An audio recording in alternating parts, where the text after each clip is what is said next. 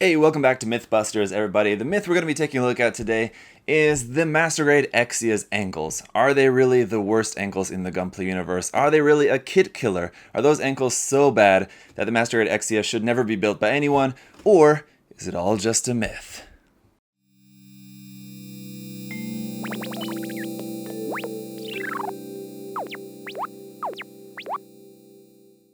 So in order to test out this myth today, we're going to be building the premium Bandai Master Grade Exia Repair 3, Bandai's latest iteration of the Master Grade Exia. And while it does have some new parts in here to make the Exia Repair variant, it is still basically the same Master Grade Exia.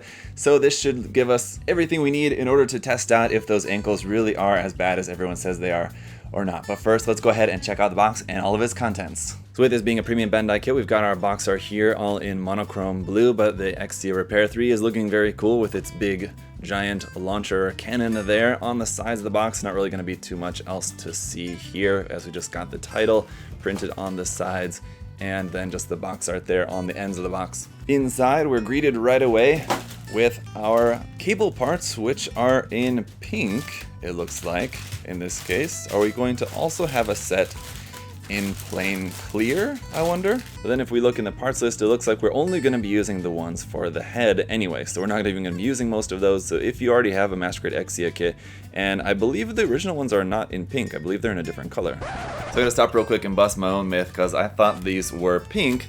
Actually, it's just the packaging is pink, inside they're not pink at all, so sorry. But here is the front of the manual showing the full color version of the artwork from the front of the box, looking very cool. It is still mostly blue, except for a couple little bits red on there, the green, yellow, and then the blast effect over here looking very nice.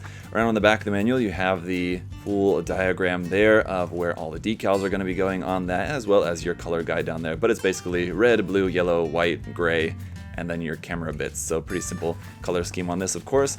We have our parts list here in the front, which, as you can see, is full of X's. Those are all going to be leftover parts that we're not going to be using for this kit. So you'll have a lot of leftover parts with this, which is pretty normal for a premium Bandai Master Grade kit. But we'll just have to see what all you can make with those. If you can make some like the original shoulder parts or something like that, we'll just have to see what all you can do with those. I'll of course let you know in the review portion of the video, but the rest of the manual here is just all the construction until you get to the end, and just kind of how to use the weapons and more of that, how to use the different accessories, the shield and all that for posing, and that's it. So let's check out the runners. So alright, here's another look at those cabling parts that are going to use for this, and again, we're only going to use those two ones there at the top for the head, but as usual, this does look very nice with that nice holographic side on there, and so just make sure you're paying attention to which side is right.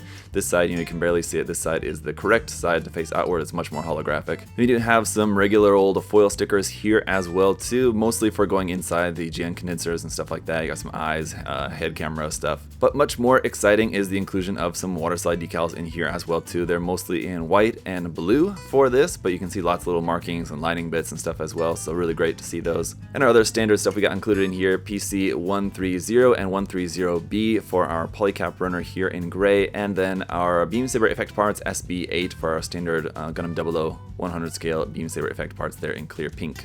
And runner A here, like the majority of the runners, is just all going to be from the original Master Grade Exia kit, and all in the same colors, I believe, as well too. So you got yellow up the top, red over here on the side, clear green down here at the bottom, and it's that clear kind of darker green as well too. And then white there for the main armor parts.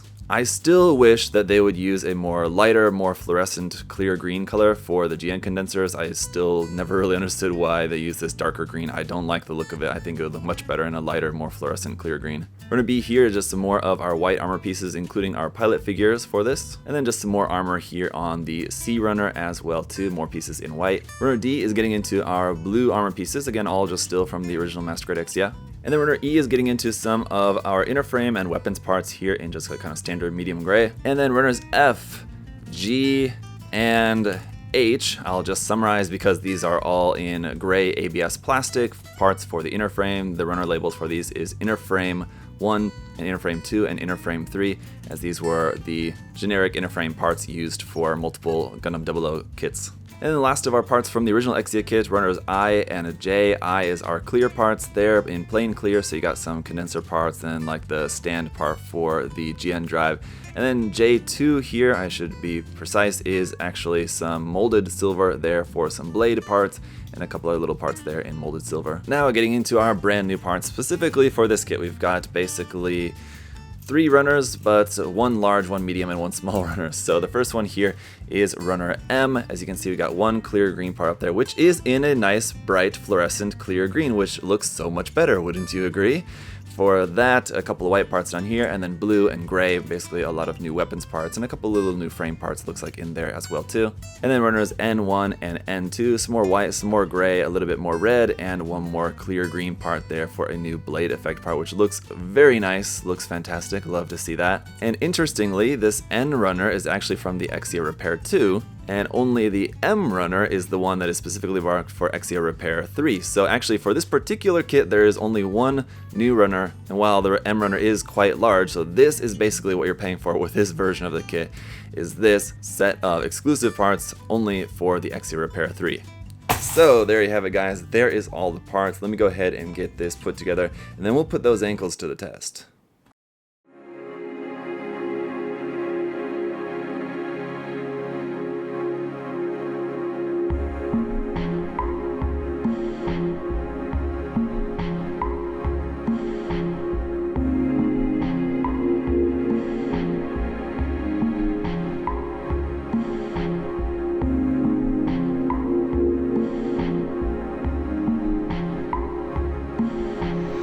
Alright guys, we've got the kit all built up now, and it's time to find out if this myth is really going to be busted, or is it really true how bad the ankles are on the Master Grade Exia. First of all, just want to let you guys know about just the build in general. It was fun kit to build. It's always interesting to build a 00 kit because they're just kind of very different from other stuff. I do have an LED unit in there, so I'll show you guys how the LED is going to look in there as well too if you choose to buy one separately. Unfortunately, it's not included with this kit as you saw in the unboxing portion. And aside from the nice array of weapons and stuff that this kit has, you do also have quite a lot of possibly useful if you choose to use them, leftover parts in the box from just the regular Exia or the Repair 2, and I'll show you guys what you have there as well. So you could definitely customize this, changing up some parts just based on the leftover stuff that you have in the box, which is very cool as well too. So let's get into it. So the ankles, yes, I will say you can definitely feel the problem. I get what people are saying when they talk about the ankles of this kit. You can feel how wobbly they are, definitely, and just the design of the feet makes it difficult as well too, because you can see you got like the front part which is flat, and then the back part has like this high-rise part, so like the flat part of the front and the back of the foot don't line up. It actually lines up with this part back here, but the pulley caps in here make it so that the front part of the foot doesn't want to stay flat on its own. You can see how it keeps popping back like that is the first problem, and the second problem is that the pulley cap up here at the base of the lower leg also moves forward and back and is just kind of loose there as well. It's not very tight. So yeah, when you're trying to get the kit to stand up, it is a little bit wobbly at the ankle. But as you can see, I just kind of set it down there, and this other foot over here is not even on the ground, but it's still standing up. So I mean, the ankle's wobbly, yes. Can you still get it to stand up with very little effort? Yes. So I would say the myth is kind of busted. At least in the sense that it's a kit killer, at least in the sense that I would not recommend this kit because of the ankles. I would still highly recommend this kit, and I think probably any version of the Exia, because this is exactly the same as any other version of the Exia. The feet on this kit are not changed at all. I would just warn you guys to, yes, just take care while you're posing the kit. I mean, just take a second, make sure the feet are flat, and make sure everything's standing up straight. And if we were to change this up into like a wider stance action pose kind of thing, it's gonna be the same thing. I mean, if you just get the ankles set right, I think it'll be totally fine. And the other thing to keep in mind too is that more than likely you're going to have this up on an action base anyway if you've got an action base around on hand that you can use. Unfortunately, the kit does not include one, but it's based on the design of the Exia and its weapons that it has. I think it's going to be a kit that's going to look best up on an action base anyway, in which case the ankles really don't matter at all. So let's go ahead and check out the rest of the articulation. But before we do that, I do want to go ahead and switch on the LED unit so we can enjoy that nice green glowing light here while we're doing the articulation. So just like with the other kits, you just switch that on, and there you go. Mine's kind of a bit flickery, but there you go. And that will light up right here on the chest, and you've got like some text that's going to be a little bit difficult to see. I'll adjust my camera a bunch and zoom in for you guys. Hopefully you can see that, but that does look pretty cool with that lighting up that kind of clear green part and the text printed on the inside of that clear green part there on the chest. Anyway, as for the head, we've got stickers there for the eyes, for the head camera on the front, and for the head camera on the back. There are also stickers that go up underneath the clear parts, up in there in the head, but they're going to be, again, pretty invisible, basically, because of the dark stickers and the dark green plastic, making that just look very dark. And it's the same thing with all the condensers here. At least the ones on the side of the arm and the side of the legs have a nice glow to them, and that's because there's actually two clear pieces there. There's a plain clear piece, and then the clear green piece goes over the top of that, so it kind of creates a little bit of like a reflection inside there. So that actually makes these glow a little bit better, even though they have the same dark sticker underneath. But unfortunately for the head, you don't have that, so it's going to be kind of harder to see much of a glow there in that. You have those GN ribbon parts up here in the head as well too, which give you a nice kind of holographic effect on those kind of when it catches the light just right. Otherwise, just the mold of the head in general is really nice. I think it's a good looking head here for the Exia, or in this case the Repair 3. Unfortunately, the next joint though is just a single ball joint at the top. That is one thing that I do kind of dislike about the design of this kit, is that for the frame it's not a double ball joint or like any sort of more advanced neck joint that you would see on a lot of other more modern master grades. It's just a single ball joint that the head is sitting on, so the articulation of the head is a little bit limited because of that, but I mean you can still do plenty of poses just fine without that. The little fins here on the top of the chest, of course, move up and down. Then these sections on the side of the chest are also kind of free floating and will kind of move around. You have clear dark green pieces inside there as well too, but those really aren't going to light up or really do much of anything. The cockpit hatch does open up just like that, very simply, and you've got your pilot figure seated up inside there. It is a new pilot figure for this kit, different from the original, very slightly, but it is different. And the shoulder will move up very nicely. You can see this whole part will kind of pull up like that. The shoulder armor itself does also move, but not that much because it's so close to here. You can see there's not really any room for that to move up very high, but you can bring the arm up then to about there, which is more than 90 degrees, so pretty good upward movement there for the arm. You got some rotation here at the bottom of the bicep, but it looks like that's gonna come off very easily. So aside from the ankles, this is probably the place where I could see this causing you issues, is the lower part of the bicep there, because when you're moving the arm around, you can see it's creating a bit of a gap there, and when you push that back into place, it kind of pushes on the polycap a little bit inside there, so could be a little bit of a dangerous little connection there. You kind of had to make sure that it's pressed all the way into place. At the elbow, you've got a nice double joint there, giving you a full 180-degree bend, and then the wrist is just on a ball joint, and then you do also have a hinge in there as well too, but this part here on like the side of the arm kind of blocks the hand from moving back all that much, so you can move the hand a little bit more to the middle like that. The thumb is a single piece on a ball joint, and the fingers are separated 3 in 1, but you could slice the fingers apart to have them each individually articulated, as they're each on their own individual ball joint, but I'm just going to keep it as a 3 in 1 separation there for those. In the stomach section, you do have a little bit of an ab crunch here, which is pretty nice, moving forward and back, side to side here, which is basically just all on the ball joint connecting the top and bottom half of the kit there mostly. But you can move that around and rotate that and do all that. For our front skirts here, these will also move up and out of the way. You kind of have to jimmy these. They're on a little bit of this kind of swivel arm there. But you can get those up and out of the way to bring the leg up pretty far forward to right there, at least about 90 degrees to the body. And then a double joint here in the knee to give you a nice full knee bend there. You have different knee parts here for this version of the kit, obviously. And then different sides, I guess not side skirts, but like these parts here on the side of the leg are different. On the normal version, these would slide in and out. In this case, they're just permanently set out like that with the beam saber handle sticking out the side. You can sort of change the angle of the beam saber handle a little bit. There's like a bit of articulation there for those. These are held in there basically by a tiny bit of friction and not that much at all. They pop out very easily. So again, I would maybe recommend putting a little bit of glue around the edge of this just to make that a little bit more tight. And then once it's in there, it'll be, I think, a more solid connection. Again, down here on the leg, you got some more new parts here on the back of the leg, which adds this little vernier there right at the back, right there. But then just going back to the ankles here, again, this is just all original to the original kit. So you have a little bit of movement here of this little front flap, and then a double joint at the ankles here and here, above and below this middle section of the ankle there. And the toe moves up and down as you saw, and then the very little bit of the toe here also moves a little bit like that.